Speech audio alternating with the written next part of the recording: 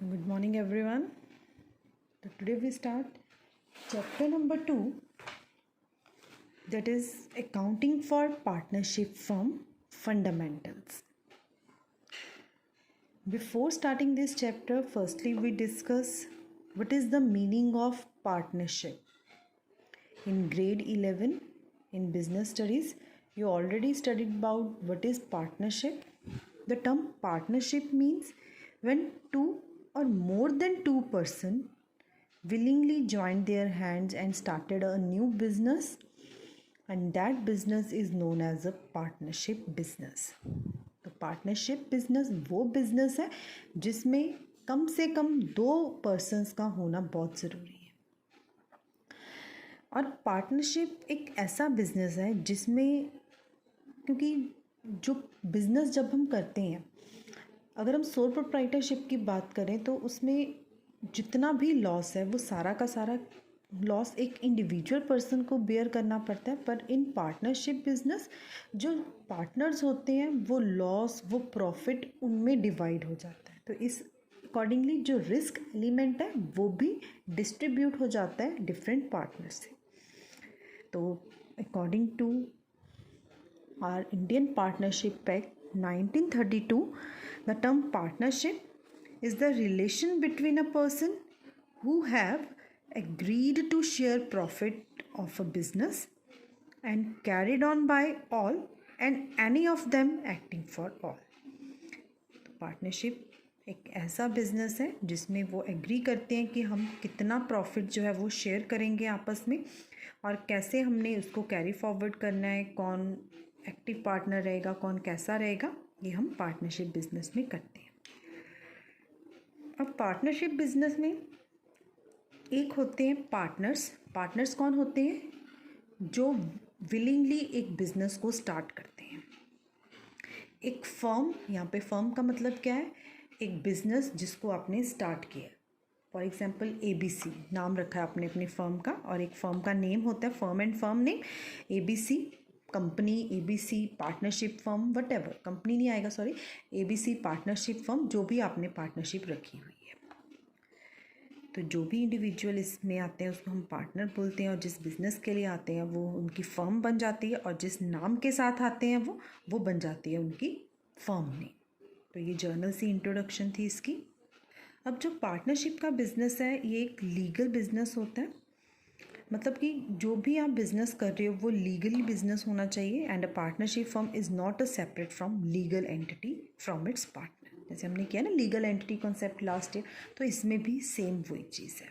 It means firms date can be paid by private assets of a partner. जैसे individual में था, अगर in case आप liabilities नहीं दे पाओगे तो उस केस में आपकी पर्सनल एसेट्स को भी यूज़ किया जाएगा। तो इसमें भी ये रूल इम्प्लीमेंट होता है in the case of partnership. वैसे पार्टनरशिप ऑलरेडी आपने लास्ट ईयर थ्योरेटिकली जो है वो स्टडी किया हुआ है, बट इस बार आपको ये प्रैक्टिकली है कि इनके अकाउंट्स कैसे प्रिपेयर कर रहे हैं। But theoretical portion is remain same, meanings जो है वो सारे वो सेम ही रहेंगे। इसके बाद हमें दिया हुआ है फीचर्स ऑफ पार्टनरशिप, जिसमें कि 2 और मोर पर्सन, विच मीन्स 2 और 2 से ज़्यादा पर्सन का होना ज़रूरी है। एक इंडिविजुअल अगर होगा तो वो पार्टनरशिप में नहीं होगा, वो उसका सोल प्रोप्राइटरशिप का बिजनेस होगा, तो एटलीस्ट 2 पर्सन का होना ज़रूरी है। और इसमें हमारा जो इंडियन पार्टनरशिप एक्ट है वो है 1932, but according to our Indian contract act 1872 every person, हर पर्सन को आप पार्टनरशिप के अंडर लेके आ सकती हो, बट वो माइनर नहीं होना चाहिए, अ पर्सन अनसाउंड माइंड का नहीं होना चाहिए, पर्सन डिसक्वालीफाइड नहीं होना चाहिए लॉ की ओर से। तो ये आपने याद रखना है। इसके बाद जो आपकी पार्टनरशिप है, वो जो आपका बिजनेस होगा उसमें 100 से ज़्यादा पर्सन जो है वो नहीं होंगे, और पार्टनरशिप का ये रूल जो है वो इम्प्लीमेंट होता है इस पर। एग्रीमेंट, एक एग्रीमेंट जो है वो इसमें बनाया जाता है, लास्ट ईयर भी आपने स्टडीड किया था, और उस एग्रीमेंट को हम क्या नाम देते हैं? Partnership deed. एक रिटन डॉक्यूमेंट होता है जिसमें हर डिटेल को मेंशन किया जाता है, उसको हम बोलते हैं पार्टनरशिप डीड। लॉफुल बिजनेस का होना ज़रूरी है। प्रॉफिट शेयरिंग, इसमें पहले ही मेंशन होता है कि आपने जितना प्रॉफिट उस फर्म को होगा वो किस अकॉर्डिंगली डिस्ट्रीब्यूट किया जाएगा, उसको हम बोलते हैं profit sharing. And business can be carry on by all and any of the partner acting for all, या तो सभी ने इक्वली एक्ट करना है, सभी ने इकट्ठे लेके चलना है, या उनमें से एक को उन्होंने असाइन किया हुआ है हर एक एक्टिविटी को करने के लिए। अब पार्टनर्स जो हमारे पार्टनरशिप बिजनेस में आते हैं उनके कुछ राइट्स भी हैं। फॉर एग्जांपल उनको राइट है कि मैनेजमेंट के डिसीज़न ले सकेंगे, उनको राइट है बिज़नेस के अफेयर्स में चेक कर सकते हैं, इंस्पेक्ट कर सकते हैं, प्रॉफिट को देख सकते हैं जिस रेशो में है, तो हर एक चीज़ पे ये उनका राइट है। अब हमारा मोस्ट इम्पॉर्टेंट टॉपिक है वो है पार्टनरशिप डीड। लास्ट ईयर आपने बेटा सिर्फ इसको थ्योरेटिकल ही पढ़ा होगा, बट इस बार जो है प्रैक्टिकली इस डीड को कहाँ कहाँ पे हम यूज़ करेंगे ये हमने डिटेल में करना है। Firstly we discuss what is partnership deed. Partnership deed का मतलब होता है एक एग्रीमेंट, चाहे वो एग्रीमेंट ऑरल है या वो रिटन है। जब पार्टनरशिप फर्म में, पार्टनरशिप बिजनेस में पार्टनर्स अपनी म्यूचुअल अंडरस्टैंडिंग से एक एग्रीमेंट रेडी करते हैं, उसको हम बोलते हैं पार्टनरशिप डीड। ये डीड, ये एग्रीमेंट ऑरल भी हो सकता है। ऑरल इन द सेंस ए और बी दो फ्रेंड्स हैं, दोनों में बहुत अच्छी अंडरस्टैंडिंग है और दोनों ने अपनी ही अंडरस्टैंडिंग से ये डिसाइड कर लिया कि हम 1 लाख ईच कंट्रीब्यूट करेंगे बिजनेस स्टार्ट करने में, और जितना प्रॉफिट होगा उसको भी हम हाफ डिवाइड कर लेंगे। उन्होंने म्यूचुअली डिसाइड कर लिया, कोई रिटर्न में नहीं किया, तो वो उनका ऑरल एग्रीमेंट हो गया।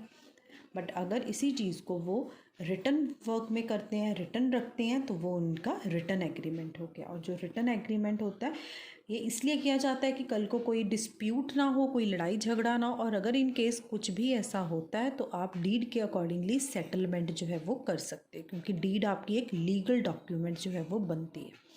अब डीड में होता क्या क्या, एक तो पार्टनर की सारी डिटेल होगी, नेम, डिस्क्रिप्शन, एड्रेस, फर्म की सारी डिटेल होगी, किस जगह पे आपका बिज़नेस है, बिज़नेस की नेचर कैसी है, आपने कब इसको शुरू किया, आपने कितनी कैपिटल कंट्रीब्यूट की, उस कैपिटल पे अगर इंटरेस्ट का भी आपने क्लॉज रखा हुआ है तो इंटरेस्ट कितना होगा, ड्राइंग पे कितना इंटरेस्ट चार्ज किया जाएगा, प्रॉफिट शेयरिंग रेशो कितनी होगी, इंटरेस्ट ऑन लोन कितना होगा, रेम्यूनरेशन टू पार्टनर कितना मिलेगा, वैल्यूएशन ऑफ गुडविल, गुडविल को कैसे कैलकुलेट करोगे, गुडविल एक रेपुटेशन होती है, बट इन बिजनेस टर्म हम गुडविल को भी मनी वैल्यू में रिप्रेजेंट करते हैं।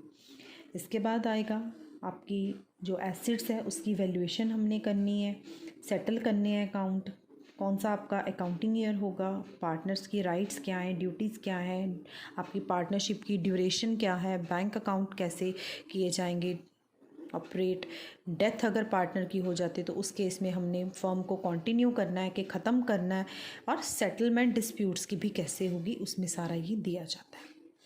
क्योंकि पार्टनरशिप डीड एक बहुत इंपॉर्टेंट डॉक्यूमेंट है और इसके अकॉर्डिंगली ईजिली हम जो है अपने डिस्प्यूट्स को भी सॉर्ट आउट कर सकते हैं।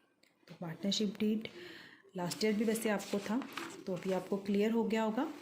अब इसका मोस्ट इम्पॉर्टेंट टॉपिक जिसको आपने अपनी नोटबुक पे भी लिखना है, rules applicable in the absence of partnership deed. अब अगर तो आपने बेटे पार्टनरशिप डीड फ्रेम की हुई है, रिटर्न में किया हुआ है, तब तो डिस्प्यूट्स के टाइम पे कोई प्रॉब्लम नहीं आएगी। बट अगर आपने रिटर्न में नहीं किया हुआ तो उस केस में प्रॉब्लम आने के चांसेस बहुत ज़्यादा हैं।